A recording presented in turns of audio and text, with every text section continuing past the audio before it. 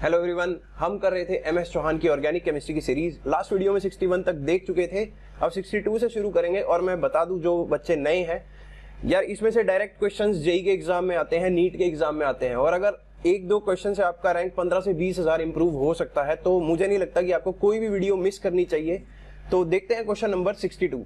और वीडियो आपको रेगुलरली मिलती रहे तो आप सब्सक्राइब कर सकते हो और नोटिफिकेशन जो है उसको ऑन कर सकते हो। खैर, सबसे पहले जो है ना, बच्चे यहीं पे कंफ्यूज हो जाएंगे। H2PPH3 थ्राइस RHCl, ये भाई मेटल ऑर्गेनिक कंपाउंड है।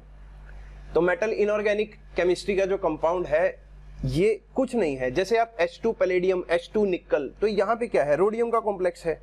तो बेसिकली करना इसने हाइड्रोजिनेशन ही है, तो यहाँ पर भी होगा हाइड्रोजिनेशन ही। तो रोडियम से घबरा मत जाना, रोडियम का कॉम्प्लेक्स सिर्फ रिडक्शन के लिए यूज होगा। अब रिडक्शन होगा किसका, बेंजीन तो रिड्यूस नहीं होगी। तो ये वाला जो डबल बॉन्ड है ये रिड्यूस होके क्या हो जाएगा, यहाँ पर हाइड्रोजन लग जाएगा और यहाँ पर भी क्या लग जाएगा, हाइड्रोजन।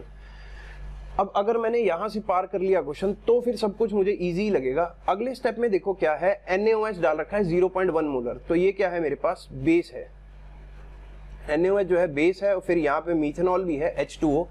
तो होगा क्या, बेस का काम है OH नेगेटिव। ये कहां पर अटैक करना चाहेगा, जहां पर कार्बन पर इलेक्ट्रॉन डेफिशिएंसी है या कार्बन पर पॉजिटिव चार्ज है, क्योंकि नेगेटिव वाले पॉजिटिव पर अटैक करते हैं। तो अब बच्चा सोचेगा सर मैं यहां अटैक करवाऊं या यहां अटैक करवाऊं। तो यार ये तो बिल्कुल जेन्युइन सा क्वेश्चन है। ध्यान से देखो, यहां पर भी पार्शियल पॉजिटिव चार्ज आएगा, यहां पर भी पार्शियल पॉजिटिव चार्ज आएगा, लेकिन इसके पैरा पोजीशन पे लगा हुआ है नाइट्रो ग्रुप। और नाइट्रो ग्रुप कैसा है, हाईली इलेक्ट्रॉन विदड्रॉइंग। तो ये विदड्रॉ करेगा इलेक्ट्रॉन और इस पे पॉजिटिव चार्ज बढ़ता चला जाएगा। तो जिस पर पॉजिटिव चार्ज बढ़ेगा उसी के ऊपर कौन जाएगा, बेस। तो बेस क्या करेगा, बेस यहां अटैक करेगा, ना कि नीचे वाले पर।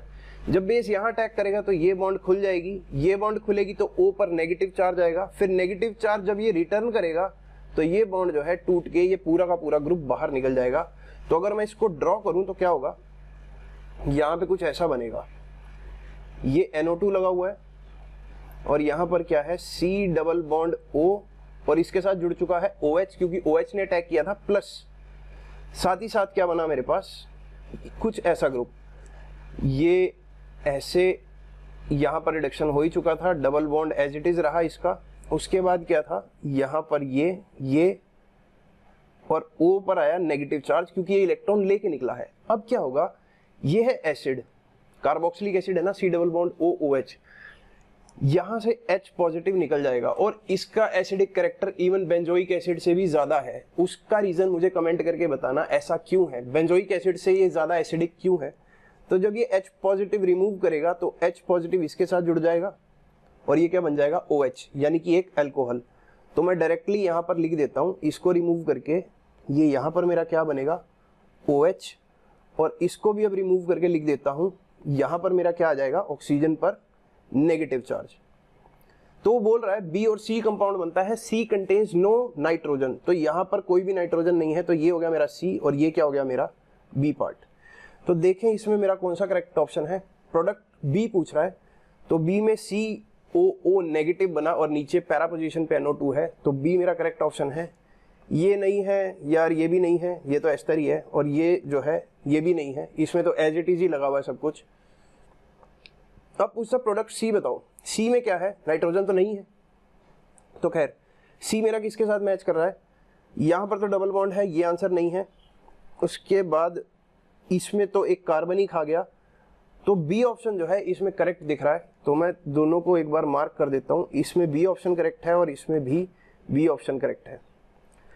C ऑप्शन क्यों करेक्ट नहीं है, यहाँ पे देखो ये कार्बन की कमी है, मतलब एक कार्बन कहाँ गया वो भी तो देखना है। और ये जो है इसमें तो अल्कोहल की डिग्री बिल्कुल अलग है, तो ये भी बिल्कुल गलत ऑप्शन है। तो दोनों के आंसर क्या है, B एंड B। अच्छा क्वेश्चन था, बच्चा रोडियम में ही कंफ्यूज हो सकता था, और तो कुछ भी नहीं है। दो पार्ट देखे। अब 63 क्वेश्चन। ऐसे क्वेश्चन क्या है ना कि बच्चे को कंफ्यूज करते हैं, यार इतनी सारी रिएक्शंस है, मुझे तो क्या पता आती ना हो। तो ऐसा नहीं सोचना। देखो दो कंपाउंड है X and Y, both having molecular formula C4H8O, तो दोनों सेम है। तो पहली बात तो मेरे को इसका डबल बॉन्ड इक्विवेलेंस निकालना पड़ेगा, जिसको बोलते हैं DBE, या इसी को बोलते हैं डिग्री ऑफ अनसैचुरेशन, DU। तो इसका DU कैसे कैलकुलेट होता है, C+1 - H/2। तो C+1 करूंगा तो कितने कार्बन है 4, 4 + 1 5, 5 - 8/2 कितना होता है 4, तो 5 - 4 1 आया। अब 1 dB का मतलब है यहाँ पे या तो C डबल बॉन्ड C हो, C डबल बॉन्ड O हो, मतलब आपके पास अनसैचुरेटेड होना चाहिए, या फिर क्या हो सकता है कोई रिंग हो, तो इसकी भी डिग्री ऑफ अनसैचुरेशन कितनी होती है 1। अब देखते हैं कि दे क्या क्या रखे हैं, कौन से टेस्ट देता है कौन से टेस्ट नहीं देता। ब्रोमीन को डीकलराइज करता है, यानी कि ब्रोमीन वाटर टेस्ट देता है। ब्रोमीन का जो Br2 वाटर टेस्ट है, ब्रोमीन वाटर टेस्ट, इसमें इसका ब्राउन कलर डीकलराइज कर देगा, तो ये ब्राउन से कैसा हो जाएगा कलरलेस।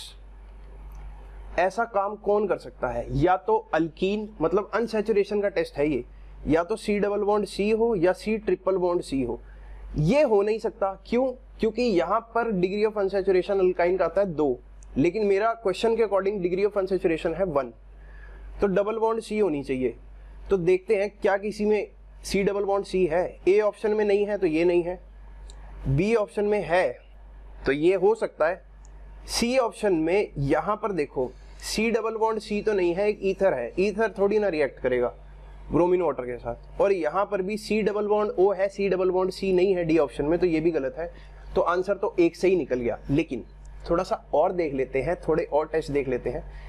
Na मेटल क्या करता है, सोडियम एक बेस है, एसिडिक प्रोटॉन निकलवाता है। जब एसिडिक प्रोटॉन निकलता है तो जैसे मान लो OH में से कुछ भी ROH है यार, अगर इसमें से H निकलवा लिया तो हाफ मोल H2 निकलती है, और H2 के कैसे हैं बुलबुले उठते हैं।